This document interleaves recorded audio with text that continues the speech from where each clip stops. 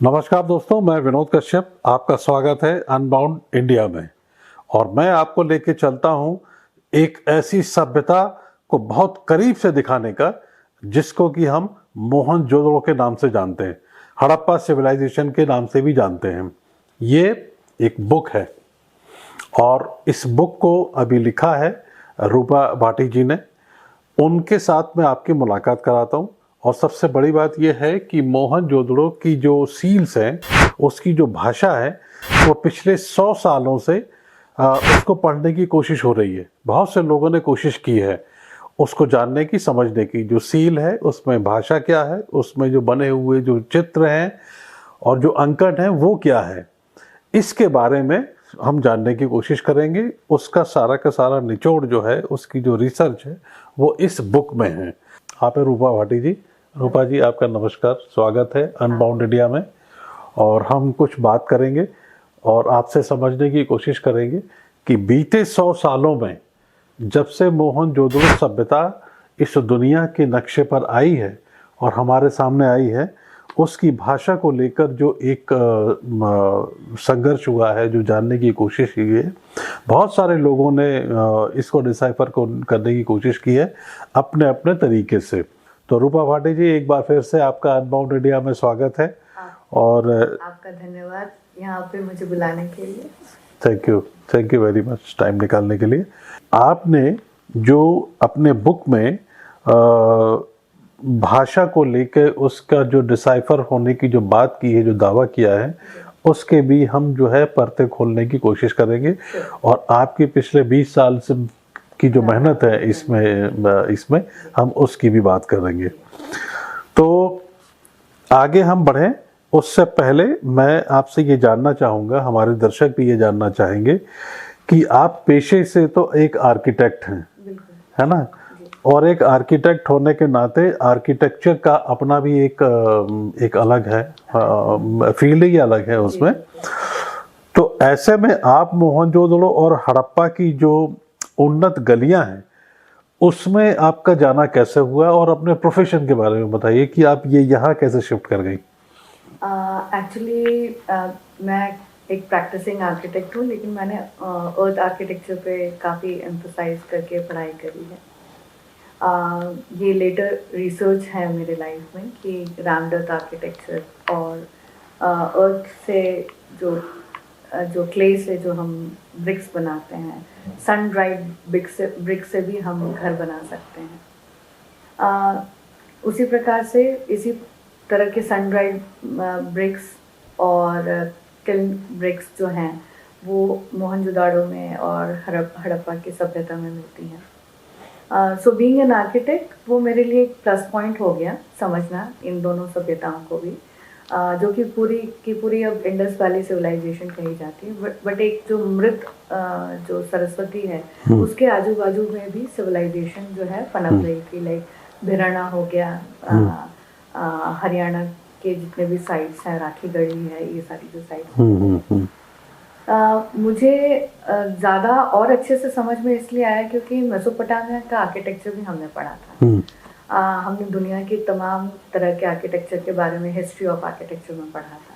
तो connecting of dots मेरे लिए इजी हो गया, क्योंकि जो ब्रिक साइज है जो बेबीलोन में यूज़ हो रही थी, उसी प्रकार की जो ब्रिक साइज है वो मेसोपोटामिया में भी मेसोपोटामिया के अलावा इंडिया में भी यूज़ हो रही थी।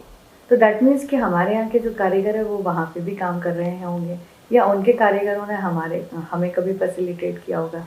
लेकिन मोहनजोदाड़ो के जो नीचे के जो लेयर्स हैं वो मेसोपोटामिया से भी पुराने मिलते हैं। तो यहाँ पर एक बात जानना बड़ा जरूरी हो जाता है कि मोहनजोदड़ो को अगर हम लें और उसके नाम पर अगर हम गौर करें तो मोहनजोदड़ो को ये कहा जाता है कि द माउंट ऑफ डेड्स, मृतकों का टीला। कैसे किसी शहर का नाम जो है वो मृतकों का टीला हो सकता है? मतलब क्या इसका मतलब क्या था? आप सोचिए कितना लाइव एक शहर है और इतना विस्तृत उसका पूरा टाउन प्लानिंग है। तो अचानक से मृत हुआ, यानी कि वहाँ पर जो कामगार थे और जो काम हो रहा था वो वहाँ से सब लोग विस्थापित हो गए। यानी एक सभ्यता का पतन हुआ। तो सभ्यता का जब पतन हो रहा है, नहीं, यहाँ पर एक बात बताइए, सभ्यता का पतन हुआ है या एक शहर का पतन हुआ है? नहीं, एक पूरी की पूरी सभ्यता का पतन होना शुरू हुआ, वहां से लोग दूर जाने लगे।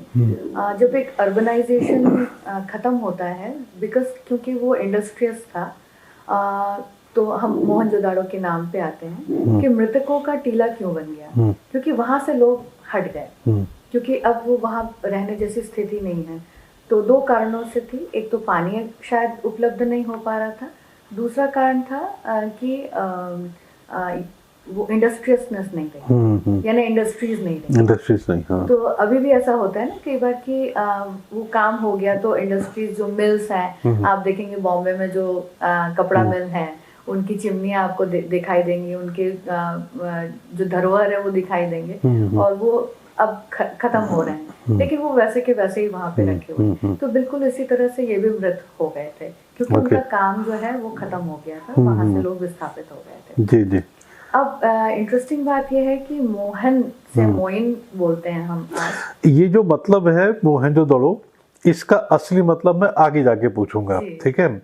हम सिलसिलेवार तरीके से एक जो फ्लो होता है ना, क्योंकि हम मोहनजोदड़ो की गलियों में घुस रहे हैं, हाँ, तो हम सिलसिले मतलब तरीके से उसमें जाएं, और जब वो उसका नंबर आएगा तो इस पर भी हम बात करेंगे कि एक्चुअल में मोहनजोदड़ो का नाम क्या था। मोहनजोदड़ो सभ्यता जिस समय अपने उरोज पर थी, उस समय उस शहर को क्या बोला जाता था, और वो हमारे इस बुक में, ये जो रूपा भाटी जी की जो बुक है, इसमें किस तरीके से मेंशन्ड है, बहुत इम्पॉर्टेंट है। आप इस बुक को देख सकते हैं, ये अमेजन पर भी उपलब्ध है। इसका मैं बता दूं, Rupa Bhati, Indus seals deciphered following the trails of a bronze age civilization, ये बुक है। तो ये आपको अमेजन से भी मिल सकती है, इस समय अवेलेबल है। ओके, आगे इसको हम बढ़ाते हैं, इसको आगे। मोहनजोदड़ो की जो लिपि है और जो भाषा जो है, उस पर शोध जो है पिछले 100 साल से हो रहा है ना? मगर देखने में यह आया है कि इंटरप्रिटेशन भाषा का जो है वो उतना रियल नहीं लग रहा है, मतलब जैसा कि उन्हें रिलेट करते हैं ना हम उसमें। लेकिन आपका ये दावा भी है, और ऐसा लगता है कि उसके काफ़ी नज़दीक हैं। तो आपको क्या लगता है कि ये अभी आपका फिलहाल दावा है, या बिल्कुल आप उस भाषा के नज़दीक पहुंच गए हैं? पहले तो ये थ्योरी है।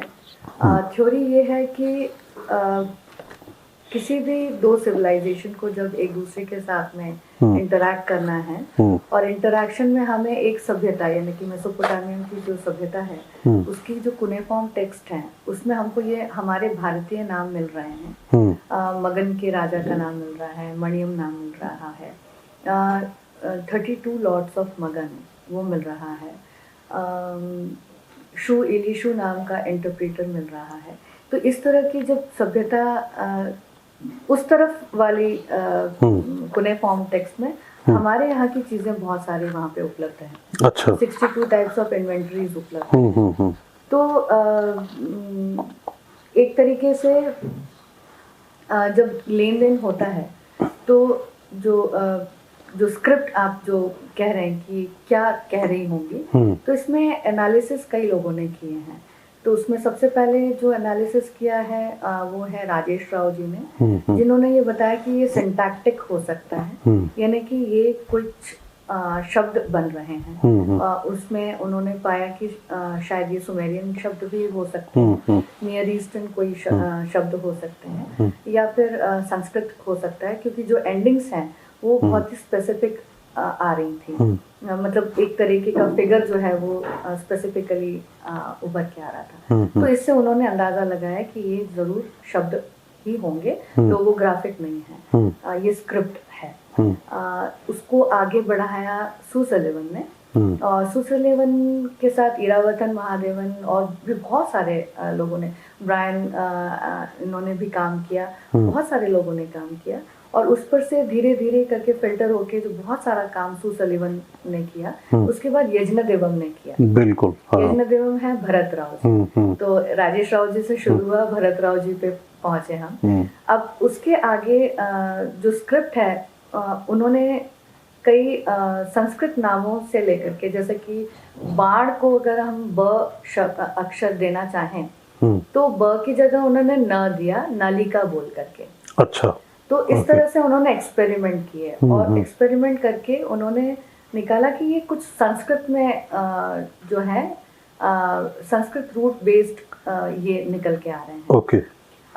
मैंने एक थ्योरी बनाई कि क्योंकि दो सभ्यताएं एक साथ मिल रही हैं तो वो आपस में सिर्फ ये तो बात नहीं करेगी, ये यहाँ की जो सील है वो बहरीन, फैलाका आइलैंड, आपके क्या कहते हैं सुमेरियन जगहों पे भी मिल रही हैं, इलाम में भी मिल रही है, यानी कि सुसाई में भी मिल रही हैं। तो और प्रोमिनेंटली मिल रही है, प्रोमिनेंटली मिल रही हैं। राउंड सील्स भी मिल रही हैं जो कि अरेबियन साइड में ज्यादा कंटिन्यूटी भी है। 18th सेंचुरी बीसी तक का कंटिन्यूटी भी दिखाई ओह दे रहा है। अच्छा। बहुत अच्छे से दिखाई दे रहा है।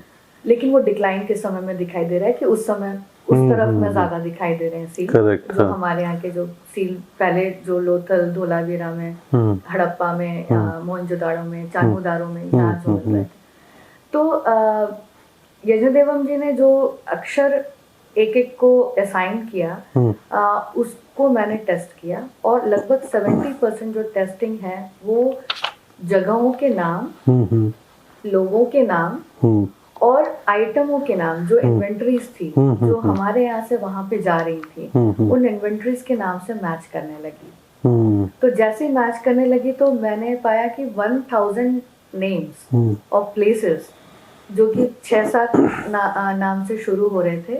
और इनफैक्ट यज्ञदेवम जी ने सिर्फ एक ही नाम निकाला था, मद्र। तो मद्र के अलावा मुझे 1000 नेम्स एक दूसरे के साथ में मिले हुए भी मिले और वो एक पैटर्न बनाते हैं। कभी वो नाम बिल्कुल आगे मिलता है, कभी बीच में मिलता है, कभी पीछे मिलता है। तो सबसे बड़ी सील में भी इस तरह के नाम जो है वो मिलते हैं। तो जब मैंने उनको टेस्ट किया तो वो जगहों के नाम, इंसानों के नाम और वो इंसानों वैसे नाम भी मिले जैसे असरानी। अच्छा। हाँ, जैसे दसानी, जैसे अरोर, ये सब सिंध के जाट हैं। अच्छा। तो ये जाटों के नाम भी मिले और रोर जाट का भी नाम मिला जो कि हरियाणा से, हरी यूपी बोलते। तो जाटों के लिए तो बड़ी अच्छी खुशखबरी है। जी बिल्कुल। कि जाटों का सीधा संबंध मोहनजोदड़ो से है। बिल्कुल। और सिंध के जो लोग उस समय के जो रह रहे हैं वही नाम आज तक भी प्रचलित है। असरानी तो बहुत ही फेमस नाम है, सभी जानते हैं। जी, बहुत इंटरेस्टिंग है और बहुत ध्यान से आपको देखना होगा और इसको समझना भी होगा। आगे बढ़ें इससे पहले चैनल को सब्सक्राइब कर लें और चैनल को मॉनेटरी सपोर्ट भी करें हमको। अभी तक हमको जितनी भी सील्स मिली हैं उसमें जो चित्र हैं, चिन्ह हैं, ये भाषा ही है, ये कैसे कहा जा सकता है कि ये जो है लैंग्वेज है? जैसे कि मैंने पहले ही बताया आपको कि सिंटैक्टिक जो शब्द हैं वो क्यों आए होंगे, ये काम राजेश राव जी का था। और क्रिप्टा एनालिटिक फॉर्म से यज्ञदेवम ने और भी काम किया इस पे और उन्होंने कहा कि हाँ, ये कुछ जो अक्षर हैं वो शब्द ही निरूपित करते हैं। उसके पहले सू सलीवन ने भी वही काम किया था। तो मैं फिर से रिपीट करूंगी कि ये जो चिन्ह है ये वाकई में अक्षर है, लेकिन उसमें कंपोजिट अक्षर भी हैं जो कि मेरी नेक्स्ट बुक में अब आएगा। जैसे कि अन के ऊपर व का अक्षर जो लगा है तो अनव बन गया वो। अ के ऊपर अंक मतलब चंद्रबिंदु जैसा लग गया तो वो अंक बन गया। वो खुद से ही अपने आप में एक अलग अक्षर, कंपोजिट अक्षर, यानी कि दो अक्षरों को मिला के जो एक अक्षर बनता है वैसे अक्षर भी मुझे प्राप्त हुए हैं।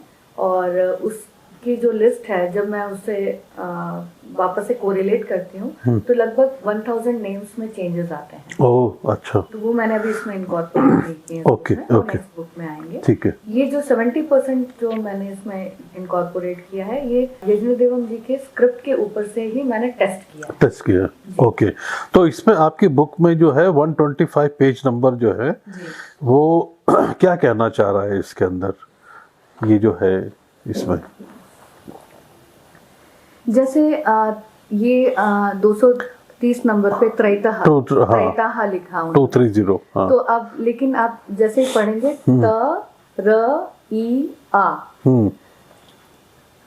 त र ई ता ऐसा एक एक अक्षर आया। तो तर ई ता सुमेर में दिरिदा। अच्छा। दिरिदा दिलमुन का नाम था। दिलमुन बहरेन में है। हाँ। और उसी को अक्कड़ में अकड़ियंस जो लोग थे वो तेरतू कहते थे। तो तेरतू दिरिदा से तर ई ता करके हमारे इंडस वैली के लोगों ने उसको ऐसा लिखा। ताकि वहां जब ये पहुंचे कंसाइनमेंट तेरतू में तो कहाँ पे पहुंचाना है वो यहाँ का इंटरप्रेटर को मालूम होना चाहिए। यानी कि जो आदमी गुजरात के पोर्ट में खड़ा है तो वो शिपमेंट कंसाइनमेंट में जब ईता लिखता है यानी तेरतू लिखता है यानी दिरिदा लिखता है तो उसका मतलब है कि ये बहरीन जा रही है। तो इस प्रकार से ये जो अक्षर है वो यज्ञदेवम जी ने उसको त्रैताहा कहा। लेकिन मैं उसको जैसा है वैसा ही कह रहा हूँ दिरिता और उसका मीनिंग है दिरिदा या फिर तेरतू। तो इस प्रकार से हम ओरिजिनल फॉर्म में जब जाएंगे तो ज्यादा ओरिजिनल नाम हमें मिलते हैं।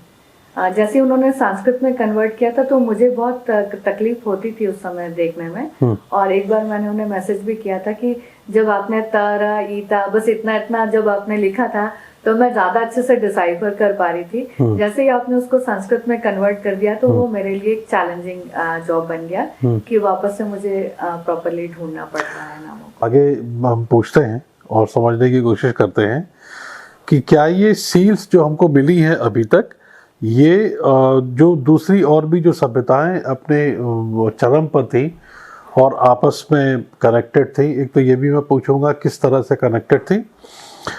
तो जो ये सील जो मिलती हैं हमारा दूसरी सभ्यताओं के साथ मतलब मोहनजोदड़ो हड़प्पा की जो उस समय जो दूसरे सभ्यताओं के साथ जो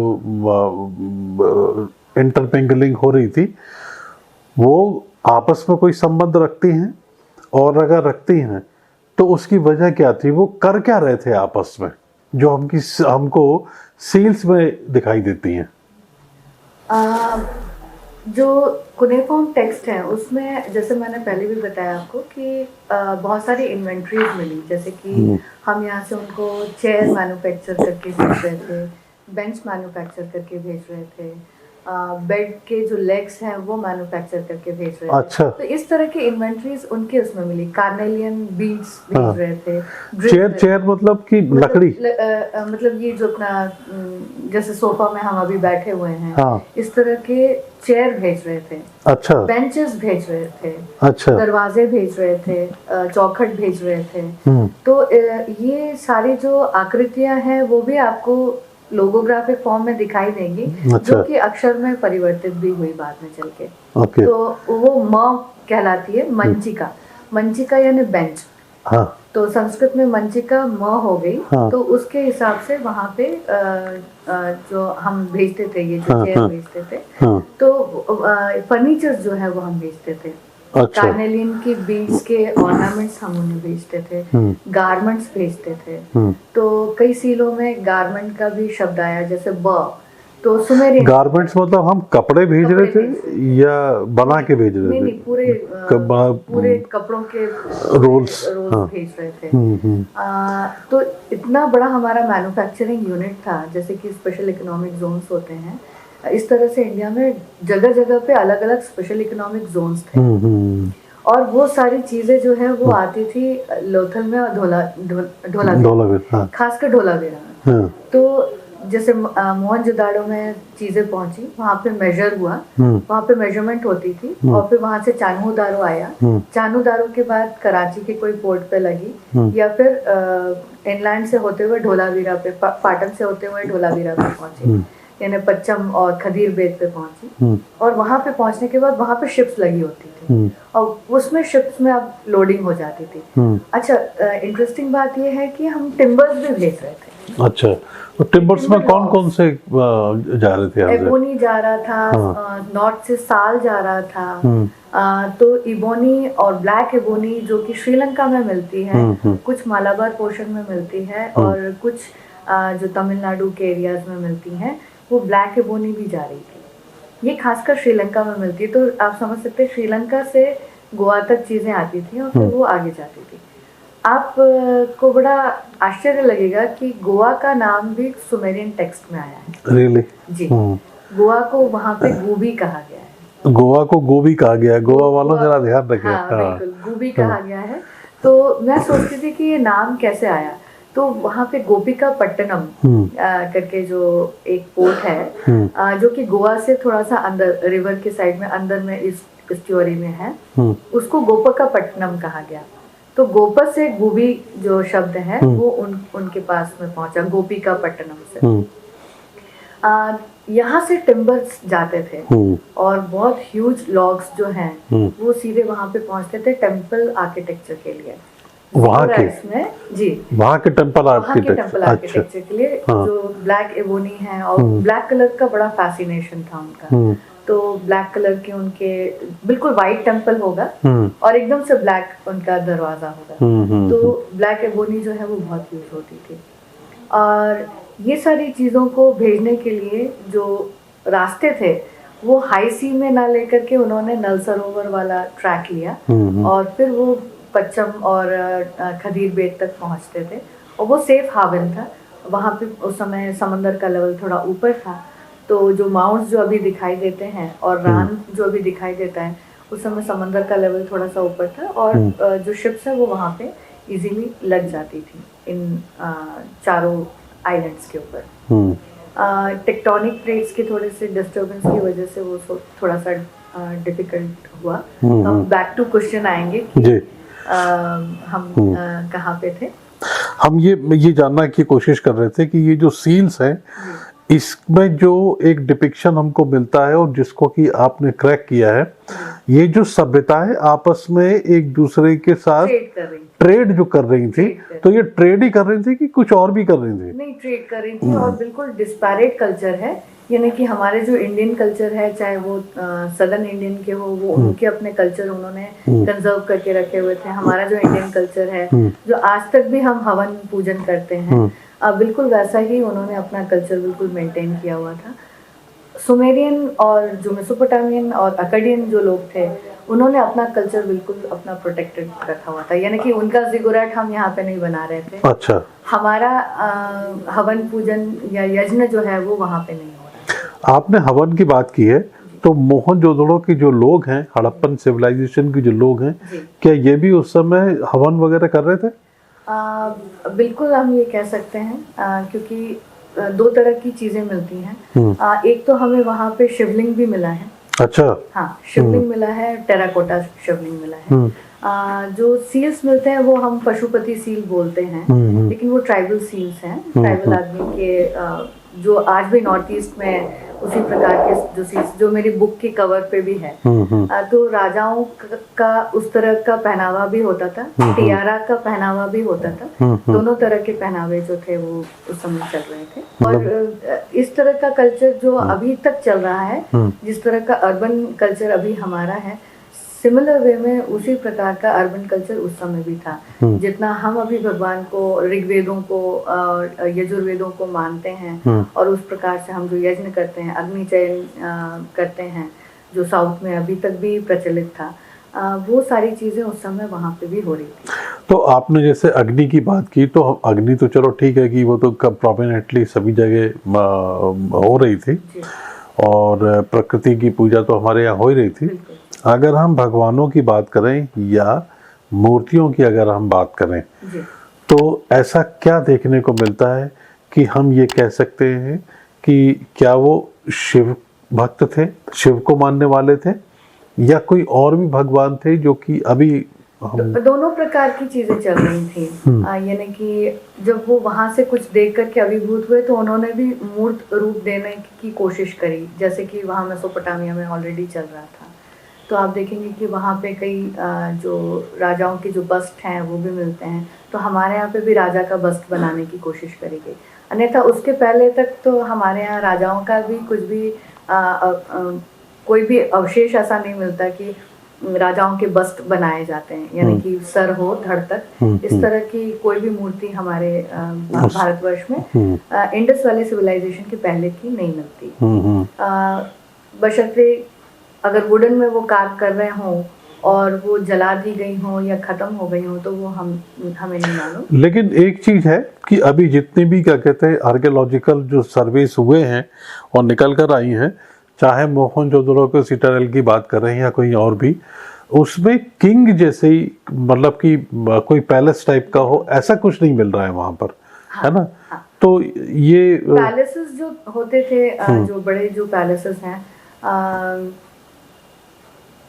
ज्यादातर वुडन, जो चंद्रगुप्त मौर्य के समय तक भी वुडन ही चले, यानी मगध में भी आप जाएंगे, पाटलिपुत्र में भी जो निकला है उनका पैलेस, तो ह्यूज पैलेस, लेकिन वो mud architecture and wooden architecture, यही चीजें हमें चैत्या हॉल्स में दिखाई देती हैं कि पूरा वुडन ही वो बनाया जाता था और मड आर्किटेक्चर, नीचे से मड आर्किटेक्चर रहता था। 16वीं शताब्दी का पद्मनाभ टेम्पल जो है वो भी मड आर्किटेक्चर है और ऊपर वुडन है। जो ये हमें जो सिटीज के जो पूरे परफॉर्मांस दिखाई देते हैं, अगर हम ऊपर से जूम करके देखें तो ये बहुत ही विस्तृत था, लेकिन उसमें आप देखेंगे कि रूम्स भी बहुत हैं, यानी कि वो एक तरीके से स्पेशल इकोनॉमिक जोन्स ही हैं, जिसमें कार्लेनियन का काम हुआ तो एक में वो रखा हुआ है, एक में लापिस लाजुली का काम होकर के रखा हुआ है, एक में यव जो है वो भेजना है जो कि यहाँ से बहुत जाता था वो रखा हुआ है, फ्रैंकुलिन है वो जा रहा है यहाँ से, यानी कि जो तीतर है वो भी हम यहाँ से भेजते थे। अच्छा। क्योंकि उनको ब्लैक फ्रैंकुलिन बहुत पसंद था। अच्छा, और वहाँ पे वो ब्राउन फ्रैंकुलिन होती थी। तो बिल्कुल इन्वेंट्री में, सुमेरियन इन्वेंट्री में लिखा हुआ है कि ब्लैक फ्रैंकुलिन जो है वो मेलुखा से आ रही है। अच्छा। मेलुखा की ब्लैक फ्रैंकुलिन। तो इस तरह की इन्वेंट्रीज से हमें समझ में आता है कि ये जो सिटी जो हमें दिखाई दे रही है, हम जो सोच रहे हैं कि ये सिटीज हैं, ये ना सिटीज ना होकर के बहुत ही बड़ा एक स्पेशल इकोनॉमिक जोन है, लेकिन उसके बाहर विलेजेस भी रहे होंगे जो कि मड एंड वुड आर्किटेक्चर में थे, पैलेसेस भी रहे होंगे जो कि मड एंड वुड आर्किटेक्चर में थे, जो कि विदर हो गए, खत्म हो गए, लेकिन ये बहुत प्रेशियस चीजें थी, तो इसको संभाल के रखना जरूरी था। तो फोर्टिफाइड सिटीज थी, यानी कि एक बार आप सील दिखा के अंदर आ गए, प्रवेश कर गए, तो आपको बाहर निकलने के लिए वहां का जो भी टैक्स है वो दे करके ही आप निकल सकते हैं। अच्छा। तो इस प्रकार का प्रावधान जरूर वहां पे रहा होगा, क्योंकि गेट्स पर ही ज्यादातर सीलिंग्स के टुकड़े मिले हैं, जो मोहनजोदाड़ो के गेट हैं, या धोलावीरा का गेट है, या फिर चान्होदारो के जो गेट हैं, या फिर हड़प्पा के जो गेट्स हैं, उसी के पास में ज्यादातर सीलिंग्स जो है वो पाई जाती हैं। Good, okay. तो मोहनजोदाड़ो की अगर हम बात करें और उसके जो आर्किटेक्चर जो हमको मिलता है देखने के लिए, और उसका जो प्रिसिशन है, खासकर एक आर्किटेक्ट होने के नाते वो जिस तरीके से बने हैं, और उसमें जो एक्सेलेंस है, सिटी प्लानिंग का जो एक्सेलेंस है, वो आपको क्या लगता है कि अपने समय से बहुत आगे चल रहे थे वो लोग? बहुत ज्यादा, क्योंकि पानी की सप्लाई भी वो दे रहे थे हर रूम्स में, यानी कि जो कारीगर वहाँ पे काम कर रहे होंगे उनको पानी की पूरी व्यवस्था है, दूर ना जाना पड़े, काम में व्यवधान ना आए, ड्रेनेज की व्यवस्था है, टॉयलेट्स की व्यवस्था है, उसी रूम या उसी घर के अंदर में, जो छोटा सा यूनिट है उसी के अंदर में, यानी कि उसको बहुत ज्यादा दूर तक कहीं जाना ना पड़े, वो आराम से वहाँ पे उसी फोर्टिफाइड सिटी के अंदर काम कर सके।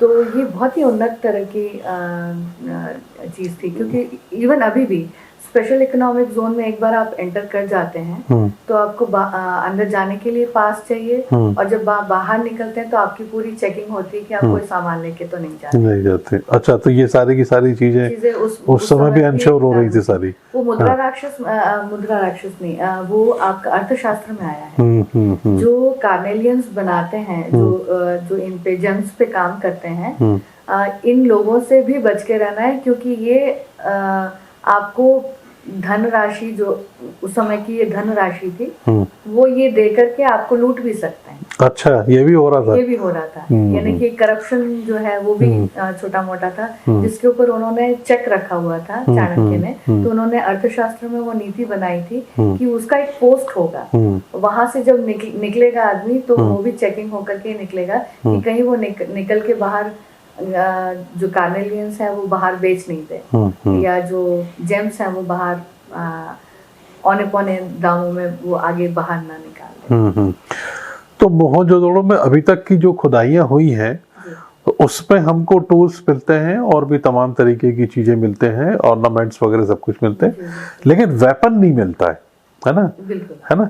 तो वेपन ना मिलने के पीछे क्या कारण है कि वो लड़ाई झगड़े में यकीन नहीं कर रहे थे? मैंने जैसे कहा कि वो स्पेशल इकोनॉमिक जोन ही होगा, तो उसके अंदर वेपन्स नहीं चाहिए। वेपन्स तो हमको बाहर चाहिए, फोर्ट के बाहर चाहिए, जहाँ पे शायद काफी अच्छे से उसको सेफगार्ड करने के लिए लोग रहे होंगे, इसलिए उसके अंदर नहीं मिलता। सेकेंडली चीजें जो है वो जो इस तरह की जो आयरन की हुई या कॉपर की हुई, वो जो चीजें, जो बड़ी चीजें हैं वो रिसाइकल हो जाती थी, यानी उसको फिर से मेल्ट कर दिया जाता था। तो हमारे यहाँ क्या सभ्यता बहुत ही कंटिन्यूस रही। इवन जो मोहनजोदाड़ो के और हड़प्पा के जो ब्रिक्स हैं उसके लिए कहानी बड़ी प्रचलित है कि वो ब्रिक्स उठा करके ला रहे थे रेल लाइन बिछाने के लिए। कौन सी? मोहनजोदाड़ो की सभ्यता के ब्रिक्स उठा के ला रहे थे। तो आप इमेजिन कर सकते हैं कि वहां से क्या क्या चीजें जो है वो वहां से नहीं लेकर के गए होंगे, रीयूजेबल है। करेक्ट। जैसे कि पत्थर के जो बर्तन हैं वो रीयूजेबल है, वो लेकर के चले गए, लेकिन मिट्टी के जो है वो वहीं उन्होंने छोड़ दिए, क्योंकि वो वापस से बनाए जा सकते हैं। इतना सारा लाद के लेके जाएंगे, कार्ट में लेके जाएंगे, वो टूट सकता है, कुछ हो सकता है, तो बहुत सारी चीजें वहीं पे छोड़ दी गई। अब हमारे दर्शक आपसे ये जानना चाहेंगे कि एक शहर के बारे में, मोहनजोदड़ो के बारे में हमने इतनी चर्चा की, इतना डीप में, कि वो क्या व्यापार कर रहे थे, क्या कर रहे थे, स्पेशल इकोनॉमिक जोन बनाया हुआ था, उनका जो आर्किटेक्चर है, उनका जो सिटी प्लानिंग है वो भी अपने समय से बहुत आगे चल रहा था, और कपड़े भी बड़े इस तरीके से क्वालिटी के बना रहे थे कि हम उसको दूसरी सभ्यताओं को भी दे भी रहे थे। एक इतना बड़ा उन्नत शहर, इतनी बड़ी, एक तो उसका एरिया भी काफी बड़ा होगा, यहाँ पर आपसे मैं ये जानना चाहूँगा, हमारे दर्शक इसी बात को लेकर जो है ना उत्सुक है कि उसका असली नाम क्या था, मतलब किस नाम से उसको बुलाते थे? मुझे ऐसा प्रतीत होता है कि वो शब्द जो है, जो मोहन शब्द है, वो मसन से आया होगा। मसन का मीनिंग होता है मेजरिंग प्लेस। अच्छा। तो वहाँ पे जैसे कि बादशाह से लापिस लाजुली के टुकड़े, बड़े बड़े टुकड़े आए और वो वहाँ पे मेजर होंगे, और मेजर होने के बाद फिर वो डिफरेंट लोगों में डिस्ट्रीब्यूट होंगे, अब वो उस पे काम करेंगे। तो मेजरली जो रॉ मटेरियल्स जो हैं वो जब आ रहे हैं वहाँ पे, वो मेजर हो रहे हैं, और मेजर होकर के प्रॉपर मेजरमेंट्स में लोगों को डिस्ट्रीब्यूट हो रहे हैं, और उसी डिस्ट्रीब्यूशन में फिर कितना उसका अंश निकल के आ रहा है, कितना वेस्टेज हो रहा है, वो सारी चीजें मुझे ऐसा प्रतीत होता है मोहनजोदाड़ो में, चान्होदारो में, इन दो तीन जगहों पे हो रहा था, जहाँ होने के बाद में फिर वो लास्ट में as a finished good Dholavira में आता था। तो वहां से फिर ये आगे जाती थी। तो हम धोलावीरा के साइन बोर्ड पर भी आएंगे, उस पर भी आएंगे। हाँ, तो आपके कहने का मतलब ये है कि अभी हम जो मोहनजोदड़ो कहते हैं उसका असल नाम जो है मसन हो सकता है। मसन हो सकता है। हाँ, तो संस्कृत में उसको कहते हैं कि मेजर करना, ऐसी जगह पर जहाँ मेजरमेंट हो रहा हो। तो आपकी बात काफी हद तक ये बिल्कुल सही मालूम पड़ती है कि मोहनजोदड़ो और हड़प्पन की ये जो साइट्स हैं, इसमें व्यापार बहुत हो रहा था, है ना, और वही उसका SOP भी है उस शहर का, है ना। और इसको देखने के बाद यही एक बात समझ में आती है कि सबसे ज्यादा मेजरमेंट को लेके ही वहाँ सारी की सारी चीजें हो रही थी। तो ये डिपिक्शन काफी हद तक लगता है कि बिल्कुल काफी कुछ होना चाहिए इस तरह का, कुछ इसी तरीके का होना चाहिए। अगर इतनी सारी इन्वेंटरीज के सामान वहाँ पे भेज रहे हैं तो यूनिट्स तो होने चाहिए। करेक्ट। और ये वही यूनिट्स समझ में आ रहे हैं, क्योंकि घर तो हम अर्बन आर्किटेक्चर पे ही बिलीव करते हैं। हम ये काफी अच्छा पकाया हुआ जो ब्रिक्स हम यूज कर रहे हैं वो इसलिए है कि कोई उसको जल्दी से तोड़ करके अंदर जा करके चोरी ना करने। तो इसका मतलब है कि हम सन ड्राइड ब्रिक्स जो हम इतना अच्छे से जो पकाया हुआ जो ब्रिक्स है वो हम यूज कर रहे हैं, वो इसी वजह से कर रहे हैं। हम किल्न ब्रिक्स भी यूज कर रहे हैं, वो इसी वजह से कर रहे हैं, ताकि हम उन चीजों को फोर्टिफाई कर सकें, न कि इंसानों को उतनी तकलीफ नहीं थी, क्योंकि वो काफी इंडस्ट्रियस सिविलाइजेशन थी, तो वो आपस में काम कर रहे थे। और वो कुनेफॉर्म टेक्स्ट के 32 लॉर्ड्स ऑफ मगन से भी समझ। अच्छा। क्योंकि 32 किंग्स हैं जो कि एक साथ काम कर रहे हैं मेसोपोटामिया के लिए। अच्छा। हाँ। तो आपस में अगर लड़ते ही झगड़ते रहेंगे तो फिर वो काम क्या करेंगे? तो इंडस्ट्री तो रहेगी नहीं, फिर आपस में लड़ते रहेंगे। आपस में लड़ते। तो एक आपसे मैं ये पूछूं कि आपने कितनी सील्स के ऊपर ये शोध किया है, इसके ऊपर रिसर्च किया है, कुछ नंबर्स हैं आपके पास? फिलहाल मैंने 50% सील्स जो है वो कवर कर ली हैं। अगर हम काउंटिंग में करें तो कितनी हो? काउंटिंग में अगर करें तो लगभग 2500 सील।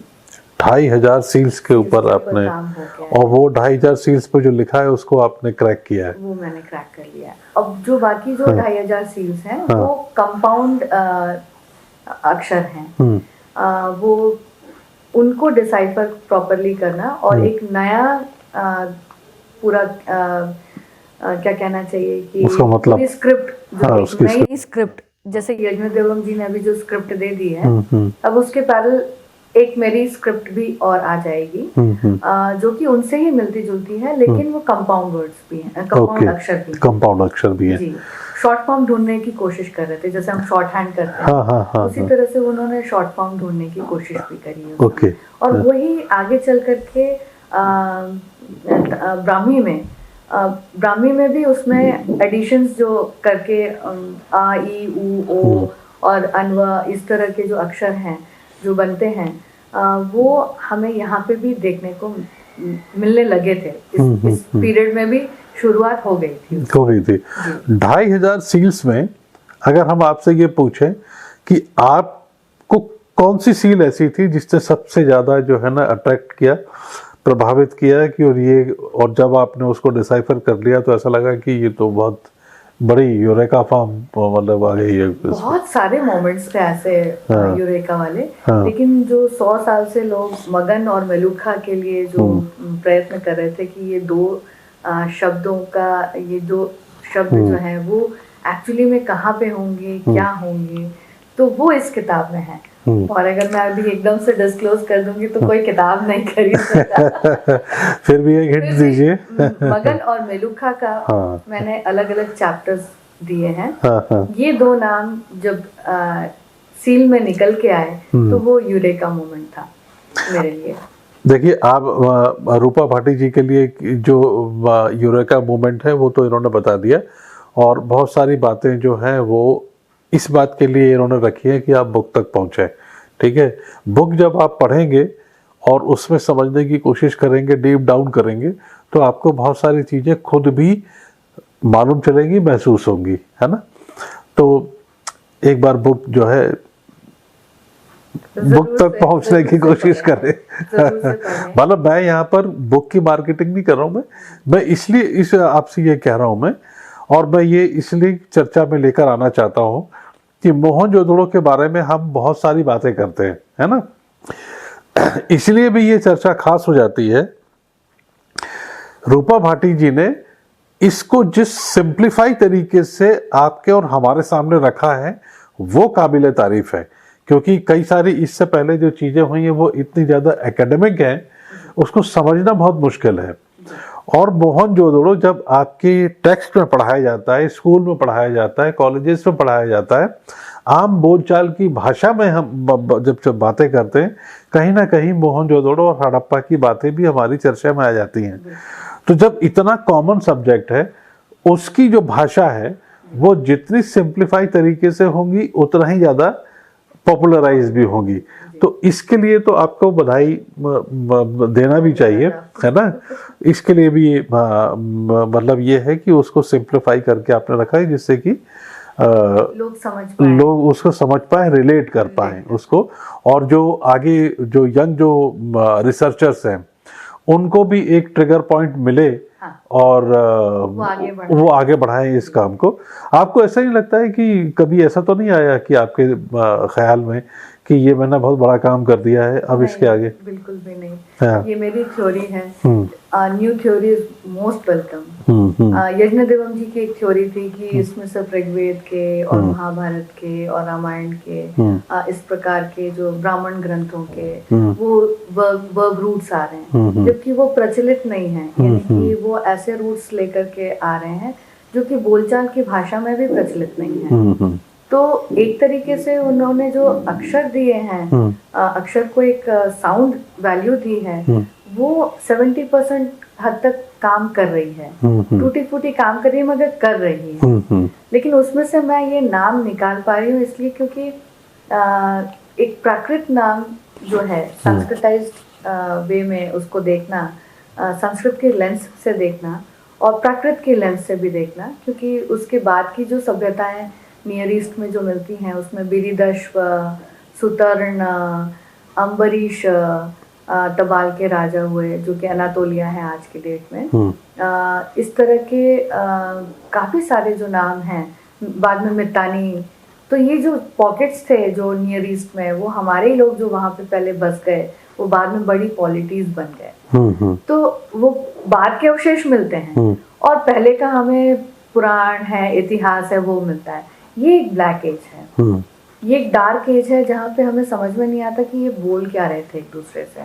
लेकिन अब जैसे ही आपको आपके हाथ में ये बुक आएगी तो आपको लगेगा कि हाँ, अब इंडस सील्स जो है वो बोल रही हैं। हाँ। वो बता रही हैं कि हाँ, हम वाकई में तीतर ट्रेड करते थे। वो हम बता रहे हैं कि वाकई में असरानी नाम का कोई आदमी जो कुनेफॉर्म टेक्स्ट में है वो आपके सील में भी है। इसका मतलब है कि दोनों का कनेक्शन है। वो ये बताना चाह रहे हैं, सील्स खुद बताना चाह रहे हैं अब कि, और खुद ही बोल रहे हैं अब। तो बस इंटरप्रिटेशन का एक फर्क हो रहा है। उन्होंने बिल्कुल ऋग्वेद के मूल रूट्स को पकड़ लिया है और मैंने trade, people's name, place name, item name को पकड़ लिया है, क्योंकि यही चीजें हैं जो कि हम एक दूसरे को दे रहे थे, ना कि कल्चर दे रहे थे। हम जाके उनको ऋग्वेद नहीं पढ़ा रहे। करेक्ट, बिल्कुल। तो यहाँ पर जैसे अभी रूपा जी ने बताया कि तीतर जो है वो उसका जो ब्लैक, हाँ, वो जिस तरीके से सील्स में आता है, तो ये जो तीतर आप अपने आजू बाजू जो देखते हैं, और अक्सर कई इलाके हैं जहाँ पे तीतर बहुत ज़्यादा होते हैं, ये वही तीतर है जिसका की जो चिन्ह है वो मोहनजोदड़ो में भाषा के रूप में इस्तेमाल हो रहा था, ता के रूप में इस्तेमाल हो रहा था। जो तीतर का जो ता है उसके उसमें इस्तेमाल हो रहा है, और इसमें रूपा जी उसमें बताएंगी भी कि वो किस तरीके से आ रहा है इसके अंदर। तो बड़ी इंटरेस्टिंग है, बहुत इम्पोर्टेंट चीज है। तो आगे हम बढ़ते हैं। एक सील है जिसमें कि ऐसा उसको हमने इंटरप्रेट किया है कि वो शिव हैं, पशुपतिनाथ हैं, है ना। ये कहाँ तक ठीक है? ये पशुपति अभी बोल तो दिया गया है, लेकिन आप जब उसका पूरा आवरण देखेंगे तो आप पाएंगे कि अभी भी नॉर्थ ईस्ट में उसी तरह के हॉर्न वाले बफेलो के हॉर्न्स हो गए, या फिर किसी हाथी के दांत के। नॉट ओनली नॉर्थ ईस्ट, जितने भी ट्राइबल कल्चर है, इवन छत्तीसगढ़ में भी, हाँ, सेम इसी तरह का आपको दिखाई देगा। तो वो लगता है कि कोई ट्राइबल चीफ है, और पशुओं के पति हैं तो पशुपति हम कह ही सकते हैं। तो एक तरह से एक रिलेशन जरूर बनता है, बट मैं टोटली अग्री नहीं कर पाती हूँ कि ये शिवा का ही सिंबल है। योगिक पोस्चर में है, तो योगा तो हमारे यहाँ बहुत कॉमन, सभी लोगों के लिए जरूरी था, इसीलिए योग सूत्र भी आए और ये सब चीजें भी हुई। हठ योग भी है हमारे यहाँ पे, तो ये सब चीजें बहुत पहले से ही चली आ रही थी। ऐसा नहीं कि बहुत नया चीज हुआ। सही है, बिल्कुल। क्योंकि मैं भी एक बात आपको क्लियर कर दूं, दर्शकों आपको भी क्या कहते हैं मेरी बात जो है वो उससे एग्री करेंगे कि ये मोहनजोदड़ो की भाषा और मोहनजोदड़ो की जो बात कर रहे हैं, इसका मतलब ये नहीं है कि मैं ये रिलेट करने की कोशिश कर रहा हूँ कि ये हम जिसको सनातन परंपरा कहते हैं और जो हमारी वैदिक और जो हमारे विचार आज की तारीख में हैं, उससे मैं किसी तरीके से रिलेट करने की कोशिश कर रहा हूँ, कतई नहीं करने की कोशिश कर रहा हूँ। हम ये समझने की कोशिश कर रहे हैं कि जो सिविलाइजेशन हमारे पास है और जो आई है, उसके शुरुआती जो चिन्ह हमको मिलते हैं वो क्या हैं। ये तो बाद में जब बहुत सारी खोजें होंगी, नई चीज़ें निकल कर आएंगी, तब हम उसको रिलेट कर पाए तो ज़्यादा बेहतर होगा। बहुत जल्दी जल्दबाजी करके हम ये बात करें कि ये रामायण काल का है या महाभारत काल का है, वो ठीक नहीं है। क्या आप उससे एग्री करती हैं इस बात से? बिल्कुल, क्योंकि ये वो कह ही नहीं रहे हैं। जब हम इतनी सारी इन्वेंटरीज वहां देख रहे हैं और हमारे सील्स में भी वही चीजें मिल रही हैं, तो फिर वो हमारा कनेक्शन ही डिफरेंट टाइप का है। वैदिक सभ्यता है, सब ये कहते हैं कि ये वैदिक सभ्यता रही होगी, तो उसका अंश तो आज भी हमारे पास, आज भी हम अपने आप को वैदिक बोल सकते हैं, क्योंकि हमने अभी भी वैदिक एज में नहीं छोड़ा है। तो उसी प्रकार से उस समय भी ये सारी चीजें चल रही थी, सेम चल रही थी। ठीक है, यहाँ पर एक बात बताइए कि मोहनजोदड़ो के और ये हड़प्पन सभ्यता के लोग जो हैं वो किस भाषा में बात कर रहे थे? वो वाकई में भाषा ही थी या बोली थी? और जब इतनी बड़ी सभ्यता, इतना सब कुछ वो अपने समय से आगे को लेकर चल रहे थे, तो भाषा को लेकर उन्होंने और ज्यादा उसको प्रिसाइज क्यों नहीं किया और ज्यादा वो क्यों नहीं कर पाए?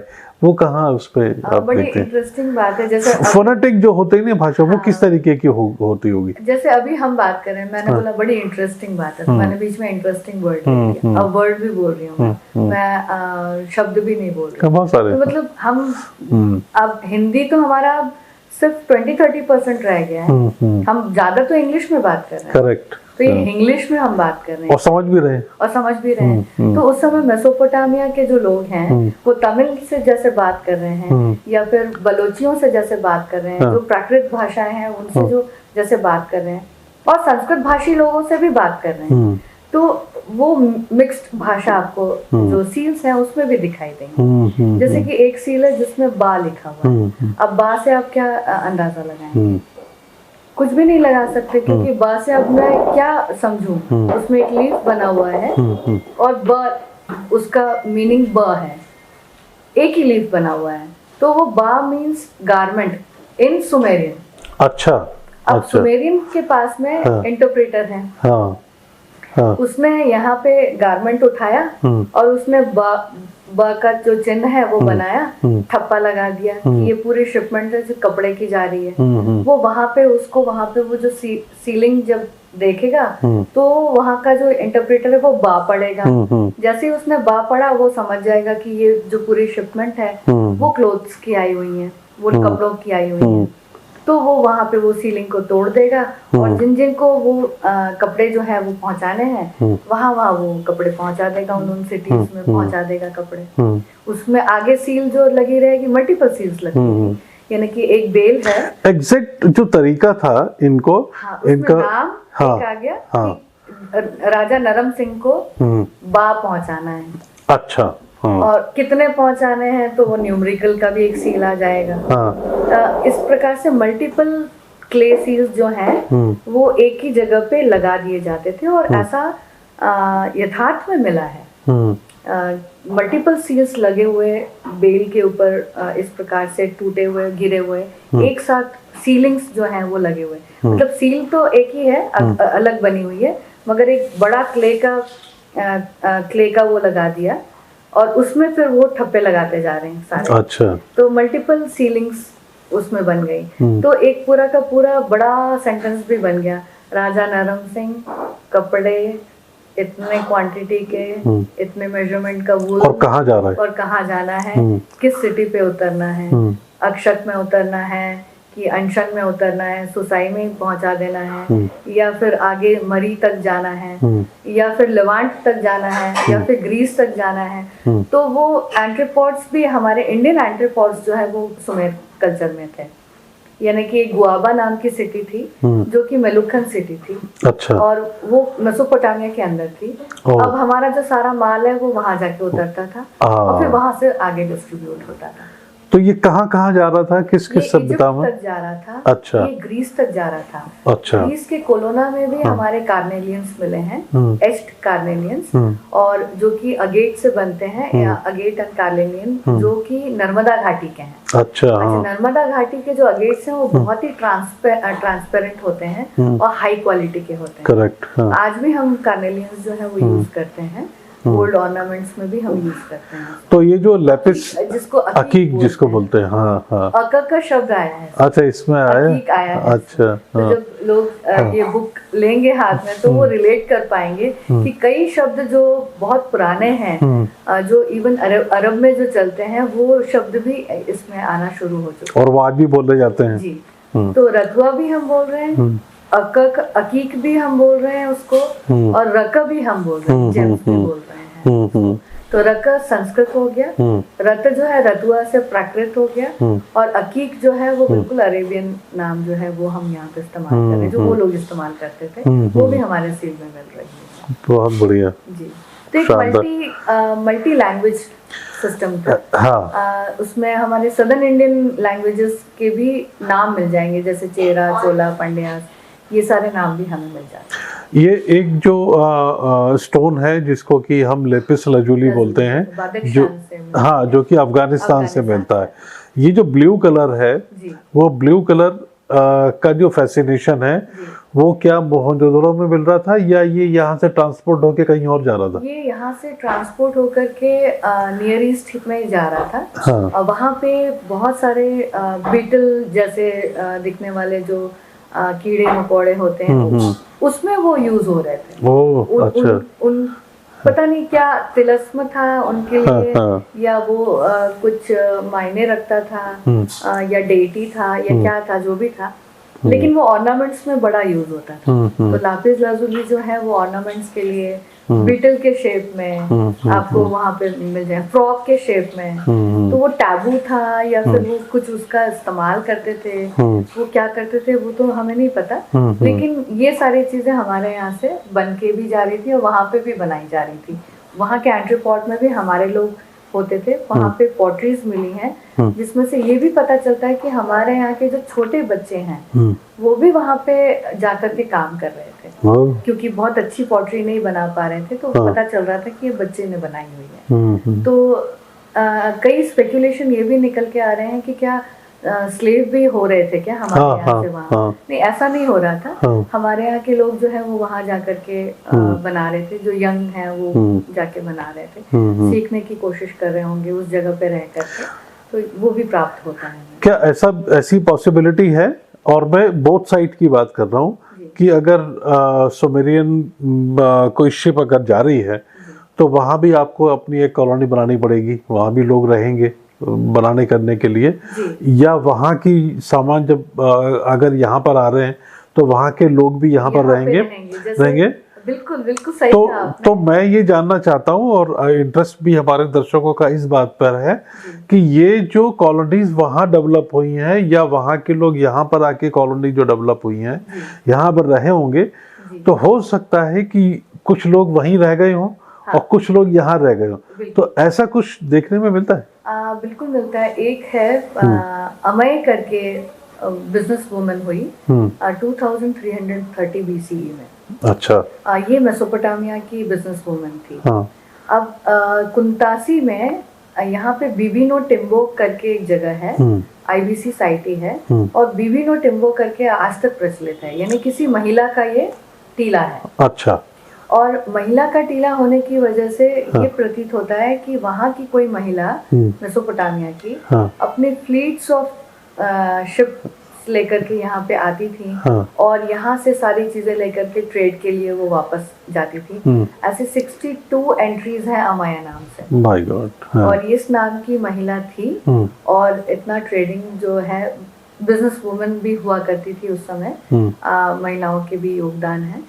तो उसमें हमें ये देखने को मिलता है कि वहाँ के लोग भी यहाँ पे आके कुछ समय तक रहते थे, और यहाँ के लोग भी यहाँ के लोग वहाँ तो रह ही रहे थे। हाँ, तो हाँ, विभिन्न टिम्बो से मुझे ये प्रतीत होता है कि वो अमय का ही टीला रहा होगा, एक बिजनेस वुमन जो कि मेसोपोटामिया में। ठीक है, तो इस पूरी चर्चा में एक बहुत इम्पोर्टेंट चीज जो है वो जो सील के रूप में मिलती है और पूरी दुनिया में फेमस है, और सबसे ज्यादा परेशानी इसी बात को थी कि ये जो पर्टिकुलर जो सील है, एक जो साइन बोर्ड है, वो साइन बोर्ड जो है उसने इतना परेशान किया है लोगों को कि समझ में ये नहीं आ रहा था कि इतनी लंबी एक पट्टी जो है वो मिली है, और वो है क्या, तो क्या वो साइन बोर्ड है, और अगर साइन बोर्ड है तो वो कहाँ लगा होगा और उस पर लिखा क्या है? अभी तो हमें एक ही साइन बोर्ड मिल रही है। हाँ। ऐसे बहुत सारे साइन बोर्ड रहे होंगे, क्योंकि वहाँ पे 4 आइलैंड थे, पच्चम, खदीर, छोरार, बेला। लेकिन अभी खदीर बेट के ऊपर ही हमें ढोलावीरा मिलता है और उसका साइन बोर्ड हमें मिला है। तो आप समझ सकते हैं कि बाकी साइन बोर्ड्स भी रहे होंगे, वो कहाँ पेरिश हो गए, क्योंकि वो समंदर वाला एरिया था। ये जो साइन बोर्ड है ये पर्टिकुलरली उस जगह का जो मैंने प्लानिंग भी देखा है जा करके, ये पर्टिकुलरली रक व रतकार रक्ष यानी पोस्ट है। It is a post for रतुआ, जो अपना कार्नेलियन और रथ बनाने वाले या फिर रतुआ बनाने वाले, और जेम्स, दूसरी टाइप के जेम्स, जैसे कि मैंने लापिस लाजुली का ही बताया आपको कि उसका फ्रॉग भी बना रहे हैं, बीटल भी बना रहे हैं, आपको सुमेरियन कल्चर में देखने को मिल जाएगा। लॉकेट्स में यूज़ हो रहा है, बहुत जगह यूज़ हो रहा है उसका। तो इन दोनों जेम्स को बनाने का जो पोस्ट है वो ढोलावीरा है। ये जो पट्टी अभी जो स्क्रीन पर जो आप जो देख रहे हैं, ये जो साइन बोर्ड है, ये साइन बोर्ड उस जगह का है जहां पर ये सारी की सारी चीजें भी मिली हैं और एंश्योर हुई हैं। वहाँ पे कार्नेलियंस भी मिले हैं। हाँ। तो रक व रतकार, रक मतलब जेम्स एंड रत का मतलब है रतुआ यानी कि कार्नेलियंस। तो different type of gems and carnelians का वो पोस्ट था। उसी प्रकार से जो दूसरा आइलैंड है वो फर्नीचर का रहा होगा, जो तीसरा आइलैंड है वो गारमेंट्स का रहा होगा, या फिर उसी के आसपास में और भी साइन बोर्ड्स रहे होंगे जो अब हमें नहीं दिखाई देते। लेकिन बड़ा इंटरेस्टिंग नहीं है? हाँ बिल्कुल, बहुत इंटरेस्टिंग है कि कम से कम एक साइन बोर्ड तो हमें मिला। जहाँ पे ये दो चीजों को संरक्षित। अच्छा, वहाँ पे आप जाएंगे जब ढोलावीरा में तो आप देखेंगे रूम की साइज बहुत छोटी छोटी है, 3 फीट बाई 4 फीट की। तो आप उसमें मटकों में कार्नेलियंस ही रख सकते हैं शेल्फ में। करेक्ट। हाँ, इतने बड़े बड़े नहीं है वो कि पूरा का पूरा शहर जो है वो उसमें समा जाए। तो it was like a post only कि जो कंप्लीटली फिनिश्ड गुड्स जो हैं वो लास्ट में ढोलावीरा में पहुंच जाएं, और उसके बाद वहां से फिर जो शिप्स हैं वो वहां से निकल करके सर क्रीक से होते हुए पर्शियन गल्फ की तरफ निकल जाएं। एक बहुत इम्पोर्टेंट बात आपसे मुझे पूछनी है, वो ये है कि आपके पर्सपेक्टिव में कि ये जो सिविलाइजेशन बनती है उसका बनना ज़्यादा इम्पोर्टेंट यहाँ पर हो जाता है, या उसका विनाश होना, या उसका विलुप्त हो जाना? देखिए, जब इतना सारा इंडस्ट्रियलाइजेशन हुआ और हमसे हमारा जो एरिया आप देखेंगे उससे 1/4 था मेसोपोटामिया, उसी से 1/4 था इजिप्शियन। अगर नाइल डेल्टा का आप देखेंगे एरिया, और ये जिसको हम केटर कर रहे थे, ये 2 सिविलाइजेशन, इसके अलावा हम ग्रीस को भी केटर कर रहे थे। तो अगर हम देखेंगे तो आप समझ सकते हैं कि हम कितना सारा प्रोडक्शन कर रहे थे और कितनी सारी चीज़ें भेज रहे थे उनको। तो हमारा जीडीपी कैसा रहा होगा?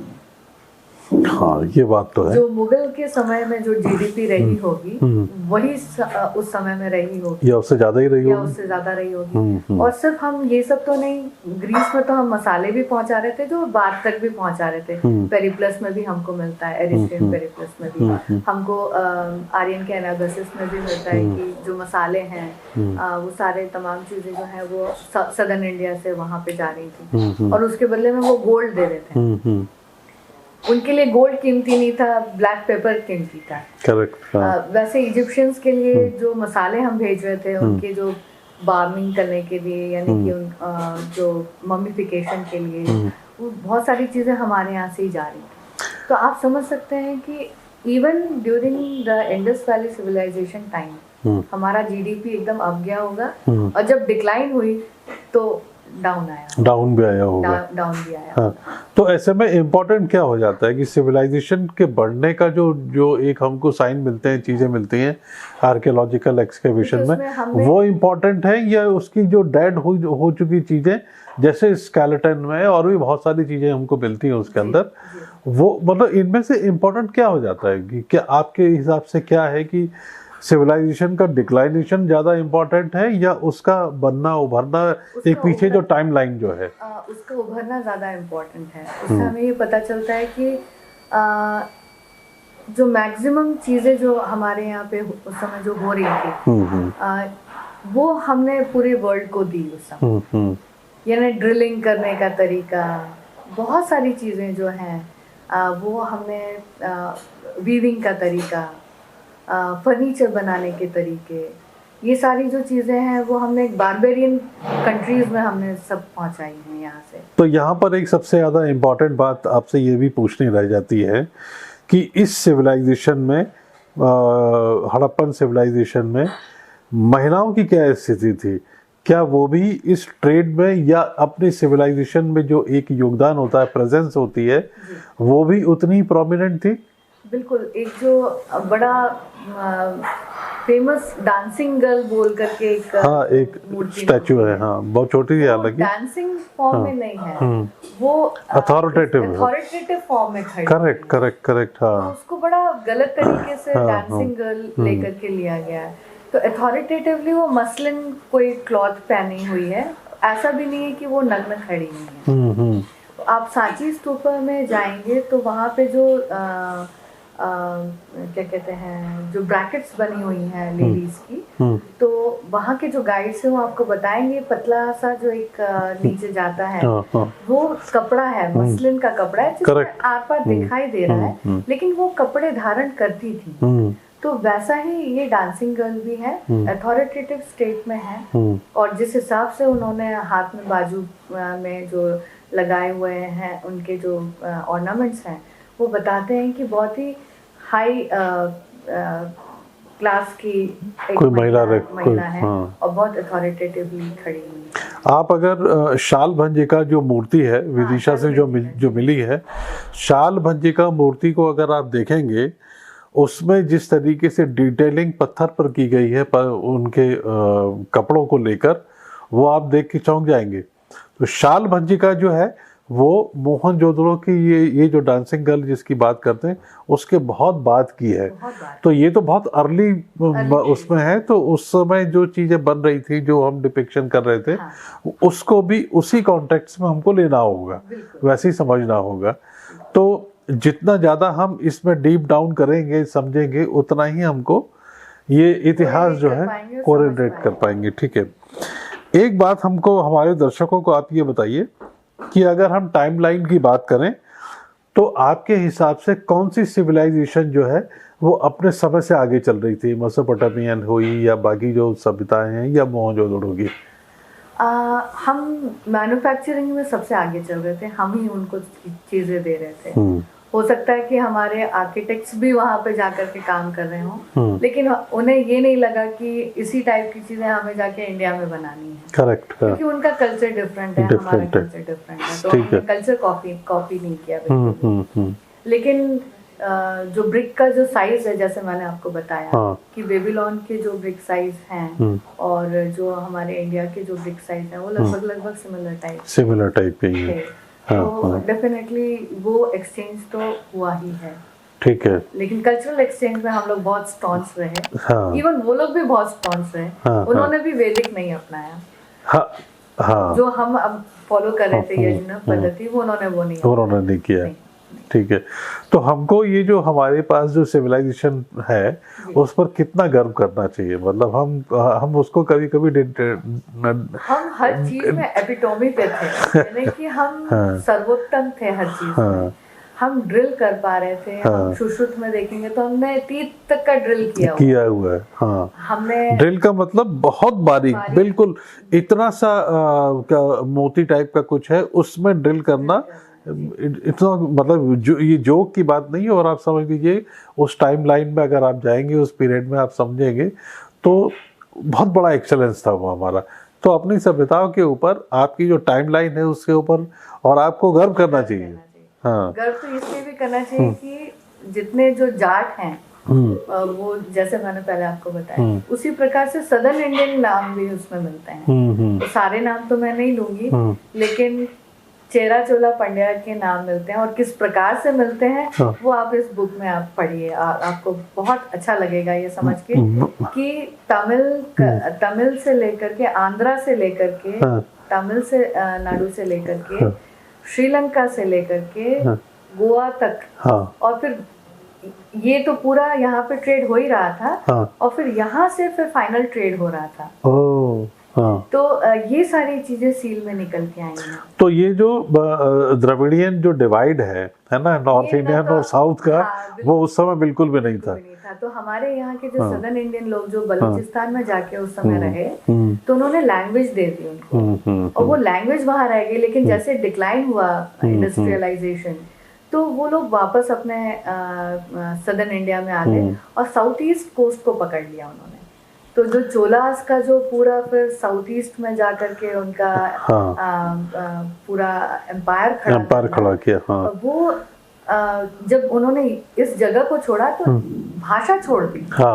तो आज भी ब्रहुई जो लैंग्वेज है, उसमें आपको आंध्रा के और तमिल के जो वर्ड्स हैं वो आपको उधर मिल जाएंगे जी। क्या बात है। सिर्फ गोवा से हमारा एक्सपोर्ट नहीं हो रहा था, गोवा तक वहां से चीजें यहाँ तक आ रही थी, लेकिन तमिल लोग बलूचिस्तान तक जरूर जा रहे थे और उसके भी आगे जा रहे थे, मेसोपोटामिया तक। एक जेनेटिक्स पेपर मिला है जिसमें तमिल मर्चेंट करके एक जेनेटिक पेपर है, आप देखेंगे, मैंने इस बुक में भी लिया है। वो बताता है कि तमिल मर्चेंट का भी वहाँ पे आपको अवशेष मिल रहे हैं जेनेटिकली, और आपको वहाँ पे तिब्बतन और नॉर्थ ईस्ट के भी लोगों के जेनेटिक्स मिल रहे हैं। अच्छा जी, ये पेपर में है, रिसर्च पेपर में है। क्या मैं नहीं कह रही, क्या लिखा है उसके ऊपर? Tamil merchant and Mesopotamia. अच्छा, तो एक लामा वर्ड भी आया है। एक लामा वर्ड भी आया है जो आपने अभी देखा। लामा जो वर्ड है वो precursor of Buddhist monk lama, जो अभी यूज होता है। तो ये लामा जो वर्ड है वो उसके पहले से आया है। जैसे कि मोहम्मद जो वर्ड है वो मोहम्मद, ये दोफारी लैंग्वेज में, अरेबियन लैंग्वेज में पहले से ही उपस्थित है। ये बाद में नाम जो उनका भी नाम वही रहा, इसलिए हमें लगता है कि पहला ही नाम वो रहा होगा, लेकिन उसके पहले भी ये नाम प्रचलित था। तो ये प्रॉफेट मोहम्मद का जो नाम है मोहम्मद, ये 1400 साल पुराना नहीं है, ये मोहम्मद उससे भी कहीं पुराना नाम था जो कि यूज में। तो इस तरह के नाम जो है, अरेबियन नाम जो है, वो भी हमें इन सील में जी। तो आपकी ये जो बुक है, इसमें 172 पेज पर एक हमारे दर्शकों को ये बता दीजिए कि ये जो साइन बने हुए हैं और इसके अंदर जो जानवर है, ये इसका क्या मतलब है? ये लिखा क्या है? ये लेफ्ट टू राइट पढ़ रहे हैं हम या राइट टू लेफ्ट पढ़ रहे हैं? जो सील है वो हम लेफ्ट टू राइट पढ़ते हैं, और जो सीलिंग है वो राइट टू लेफ्ट हो जाती है, यानी जब छप के आती है तो हम राइट टू लेफ्ट पढ़ते हैं। अब हम अगर इसी की बात करें, ये सील नंबर जो है, ये वाली जो सील नंबर है, ये इसमें लिखा क्या है? सॉरी, यहाँ पे आप देखिएगा, ये जो आयास्क में जो लिखा हुआ है लेफ्ट टू राइट, LTR का मतलब लेफ्ट टू राइट है। तो लेफ्ट टू राइट में हम पढ़ते हैं जब छप जाती है, और राइट टू लेफ्ट में ये लिखा हुआ है। अच्छा, हाँ। मतलब राइट टू लेफ्ट का मीनिंग हुआ इसी तरह से हम लिख रहे हैं। ओके, राइट टू लेफ्ट जैसे हम लिखते हैं हिंदी में। हाँ। और इसका उल्टा वर्जन जो है छप के जब निकलता है तो पढ़ने में हमें लेफ्ट टू राइट पढ़ना Left, पड़ता हाँ, है, हाँ। उल्टा पढ़ना पड़ता है जैसे हम उर्दू पढ़ते हैं। करेक्ट, हाँ हाँ। तो वहाँ के लोग उस तरह से पढ़ते थे, इसलिए उस तरह से लिखना भी शुरू लिखने भी किया। लग हाँ, गया। अच्छा, हाँ। अरेबिक जो लिखते हैं हाँ। वो उसी तरह से लिखते हैं, क्योंकि इसकी छपाई की वजह से वो उल्टा पढ़ रहे थे वहाँ पे। तो ये 172 पेज पर जो पहली जो इमेज है, जी। सील है, जी। इसमें वर्ड क्या है और इसका मतलब क्या है, लिखा क्या है इसमें? इसमें ये बता रहे हैं कि अ न र म क। अ का मतलब सुमेरियन में होता है वीपन। अच्छा। तो वीपन एक टाइप का वेपन, हाँ। और दूसरा नरस राजा को जा रहा है। हाँ। और कहाँ से जा रहा है? मकरान से जा रहा है। तो ये कंप्लीट वर्ड क्या बना? कंप्लीट वर्ड बना a weapon is form for king नरम सिंह हाँ। Going from Makran. मतलब एक coded language. Coded language type आपको का। समझना पड़ेगा कि ये बोलना क्या चाह रहे हैं लैंग्वेज। इंटरेस्टिंग है, जी। काफी इंटरेस्टिंग है।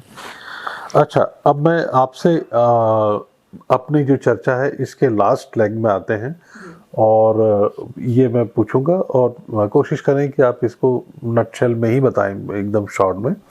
फिर उसके बाद ये हड़प्पन सिविलाइजेशन के लोग माइग्रेट करके गए कहाँ, ये कहाँ कहाँ फैले होंगे? फिर क्या हम लोग इसमें अपने आप को ढूंढ सकते हैं?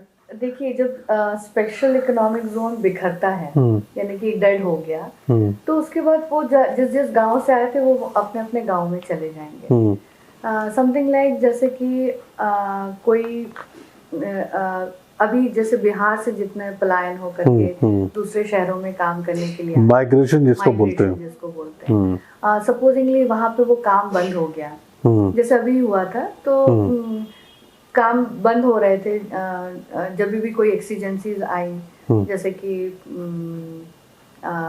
कोविड का समय कह लें, पैंडेमिक का टाइम कह लें, इस तरह से कह लें, तो उस समय फिर वो वापस चले जाते हैं अपने घरों में। वो कोशिश करते हैं कि हम अपने परिवार के साथ में रहें और वहीं छोटा मोटा कुछ करके हम जीवन यापन कर लेंगे। तो इसी प्रकार से जो स्पेशल इकोनॉमिक जोन्स थे वो बिखरे जब वो बंद हुआ।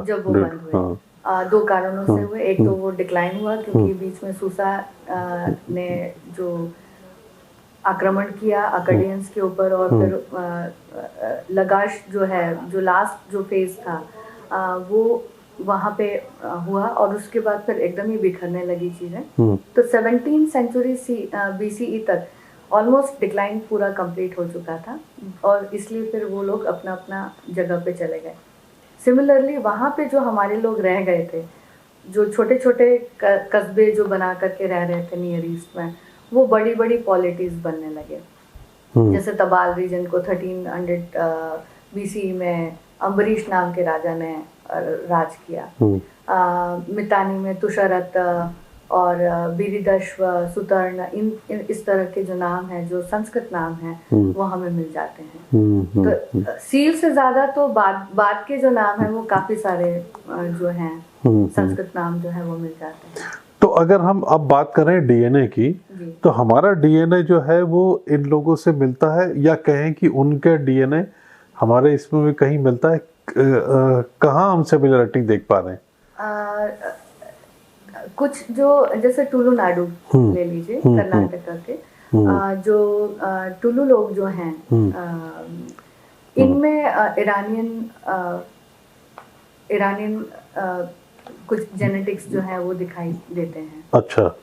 तो ये नियोलिथिक पीरियड के समय में, उस समय में यहाँ पे आकर के रहना शुरू किया होगा, या फिर हमारे लोगों से मिंगल हुए होंगे। तो उसकी वजह से टुलु नाडु में, कोंकण में जो ईरानियन जीन्स हैं वो दिखाई देते हैं। इवन नॉर्दर्न ईरानियन भी दिखाई देते हैं, कई तो रशियन भी दिखाई देते हैं, कुछ स्ट्रैंड्स जो हैं वो भी मिलते हैं। एक तरीके से छोटी छोटे मिंगलिंग्स हो रही थी। जैसे कि मैं एक एग्जांपल देती हूँ आपको, कि श्रीलंका के जो लोग थे या लंका के जो लोग थे, उनका ब्याह जो है वो गुजरातियों के साथ हो रहा था। ऐसा? हाँ, तो वो एक लोकोक्ति है, या नॉर्मल प्रॉवर्ब कह लें, लोकोक्ति कह सकते हैं कि लंका ने लाड़ी अनेक घोगा न वर। इसका क्या मतलब है? इसका आज के तात्पर्य में ये है कि जो लड़का है वो दूसरी जात की लड़की ले आया, मतलब दूसरे कास्ट की लड़की ले आया। मतलब इसको रीजन में कैसे लेकिन देखेंगे? एक्चुअली में ये उस समय की बात है, इंडस सिविलाइजेशन के टाइम की बात है, when the Tamil people were getting married with the Gujarati people, Gujarat के लोग। इसको दोबारा बोलिए। लंका नी लाड़ी, लंका की लड़की, अने घोघा ना वर। घोगा मतलब घोगा यानी आपका भगत रवा और ये वाला जो रीजन है, खंबात एरिया का जो वहाँ पे घोगा जगह है, तो वो घोगा का लड़का है लेकिन लंका की लड़की। तो ये लव मैरिज का सिलसिला कोई आज का नहीं है, उस समय भी चल रहा था। तो ये एक तरीके से कल्चरल जो इंडियन एडॉप्टेशन जो है था। बाद में पद्मावती का भी आपने सुना होगा, वो भी श्रीलंका से ही थी और राजस्थान में उनका ब्याह हुआ। तो ये रॉयल उसमें एक्सचेंजेस होते हैं। वो तो बाद में काफी ज्यादा हुए। लेकिन ये जो एक प्रॉवर्ब उन लोगों का जो बन गया कि अगर किसी बाहर के कास्ट या रिलीजन के लड़के लड़की से शादी कर लें तो उसमें लंका नहीं लाड़ियां अने घोगाना वर बोलते हैं, वो आज तक प्रचलित है। तो ये गीतों में चलता है क्या? ये बातचीत में चलता है। अरे इसमें वो शादी कर ली लंका नहीं लाड़ियां ने घोगाना वर। इंटरेस्टिंग है। तो ये सब एथनोग्राफिक मेमोरीज हैं, बहुत इंटरेस्टिंग मेमोरीज हैं। जैसे विनो टिम्बो है, एक एथनोग्राफिक मेमोरी कि वहाँ पे कोई लेडी जो बहुत ही ग्रेविटी वाली जो लेडी है, अथॉरिटेटिव लेडी है, उसने वहाँ पे काम किया है और वो आईयूसी साइट है। करेक्ट। लास्ट में आप क्या कहना चाहेंगी? हमारे दर्शक जो है ये जो देखने के बाद, अपनी तरफ से मैंने अपना पूरा बहुत अथक प्रयास किया है और इसमें आर्किटेक्चर से लेकर के जो जितनी भी हमने जो अपने ज़माने में जो पढ़ाई करी, जो आगे तक हमने पूरा रिसर्च किया, इसके कुनेफॉर्म टेक्स्ट को पढ़ने के लिए, इसके लिए बहुत सारे मैंने सुमेरियन टेक्स्ट पढ़े पहले, ये समझने के लिए कि इसमें क्या बोल सकते हैं, हमारे सील्स क्या बोल सकते हैं, क्या वो कुछ मैच हो रहे हैं। तो बहुत सारी चीज़ें मैच हो रही हैं। 1000 प्लेस नेम्स जो हैं वो मल्टीपल टाइम्स एक ही नाम आया है, लेकिन 1000 सील्स जो हैं वो नाम के लिए ही प्रयुक्त हुए हैं, यानी कि इस जगह पे जाएगा, इस जगह पे जाएगा, इस जगह पे जाएगा। कई सील्स में मल्टीपल नाम हुए हैं। तो मैं चाहूँगी कि आप सब पढ़ें, उसको इवैल्यूएट करें। एक अगर आप इससे भी बेहतर कोई थ्योरी लेकर के आना चाहते हैं तो आप वो थ्योरी लेकर के आएँ, इस पढ़ाई को आगे बढ़ाएं, इसको अग्रसर करें। ये यहाँ पे स्टॉप नहीं हो रहा है, क्योंकि बहुत साल पहले 15-16 में जब मैंने सू सलीवन का काम पढ़ा था तो मैंने सोचा नहीं था कि मैं भी एक दिन इस पर काम करूँगी। मैंने उस समय डिनाई कर दिया था। मैंने कहा था मुझे इसमें सुमेर नहीं दिखाई दे रहा है, महेंद्र हैं, रुद्र हैं। मैंने कहा ये काम नहीं कर रहा है। ये कुछ राजाओं के नाम हो सकते हैं हमारे इंडियन, लेकिन सुमेर के कल्चरल एक्सचेंजेस जब होते हैं, जैसे अभी मैं इंग्लिश में इतनी सारी बात कर रही हूँ, ऐसे जब हम किसी दूसरी सभ्यता से जब हम मिलते हैं तो हम एक दूसरे में कुछ एक्सचेंज करते हैं। फॉर एग्जाम्पल तीतर का मैं आपको बताती हूँ, यही स्टॉप करेंगे कि हम तीतर क्यों बोलते हैं। संस्कृत में तो तितिर बोला जाता है जी, तितिर। हाँ। प्राकृत में भी अगर करेंगे तो तीतीर हो जाएगा, लेकिन तीतर क्यों बोलते हैं? क्योंकि सुमेरियन में ददर बोलते हैं इसको। हाँ। ब्लैक फ्रैंकुलिन को, तीतर को ददर बोलते हैं। अच्छा। तो ददर तितिर होते होते तीतर हो गया। तो these are the things which we need to understand। मतलब हमने बहुत सूक्ष्मता से हर शब्द को देखना है। मेरी एक बड़ी ख्वाहिश है, क्योंकि हिस्ट्री के ऊपर मैं स्टोरीज करता हूँ, मैं बहुत दिनों से मेरा क्या कहते हैं ये इच्छा है, मन है कि मैं मोहनजोदड़ो को अपनी आँखों से देखूं और अपने तरीके से उसके ऊपर स्टोरी करूं, मैं अपने तरीके से उसको विजुलाइज करूं। क्या आपका भी इसी तरीके से मन है बिल्कुल, बहुत मोहनजोदड़ो जाने का? मोहनजोदड़ो जाऊं, चानूदारो जाऊं, हाँ। इन जगहों को देखने का मेरा बहुत मन है। ईश्वर करे कोई ऐसे योजना बने और हाँ। हम वहाँ पे जा करके उसको साक्षात प्रत्यक्ष रूप में देख पाए, तो वो बहुत बहुत ही अच्छा होगा हम लोगों के लिए, वो समझने के लिए कि एक्चुअल में वो एनवायरनमेंट कैसा था और उस समय वो लोग कैसे करेक्ट। तो आपकी इसी बात को लेकर हो सकता है कि पाकिस्तान की जो गवर्नमेंट है वो इस बात को सोचे, और हमारे जैसे जो लोग हैं, जो डॉक्यूमेंट्री फिल्म मेकर या जो स्टोरी बनाने वाले जो लोग हैं वो, और आप जैसे जो रिसर्चर हैं जिन्होंने मोहनजोदड़ो को बिल्कुल सिंप्लीफाई करके आपके सामने रख दिया है, उनको जाने का मौका मिले। इसी नोट के साथ और इसी बात के साथ रूपा जी, आपका बहुत बहुत धन्यवाद अनबाउंड इंडिया के साथ बात करने के लिए जी, और मोहनजोदड़ो को एक नए पर्सपेक्टिव से देखने के लिए बहुत बहुत धन्यवाद। दर्शकों, आपका भी। फिलहाल इस टॉक में, इस बातचीत में इतना ही। अगली किसी स्टोरी में या ऐसे ही किसी टॉक में फिर से आपके साथ मुलाकात होगी और देखेंगे भारत को मेरी नज़र से।